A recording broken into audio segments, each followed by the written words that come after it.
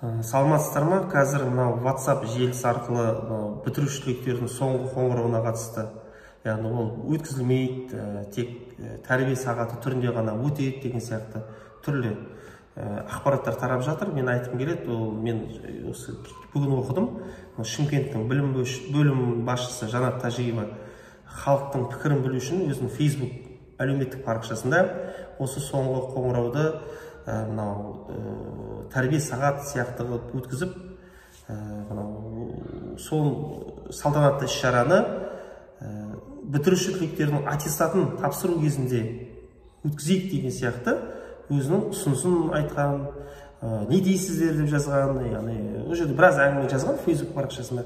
Ол тек қана ұсыныс, ол бір Шымкент қаласының білім бөлім басшысының ұсынысы. Енді ол да дұрыс шығар, бұрыс шығар, оны алдағы уақыт оны белгілі болады. Мен айтқым келеді, биылғы жылы еліміз бойынша соңғы қоңырау 1 маусымда болады. Сондықтан ана бітіруші түлектер ешқандай оған даурығудың қажеті жоқ. Оған ондай, егер WhatsApp-тан сіздерге ондай бір ақпараттар келіп жатса, ол ешқандай өзгеріс жоқ. Тек қана ұсыныс айтылған болды.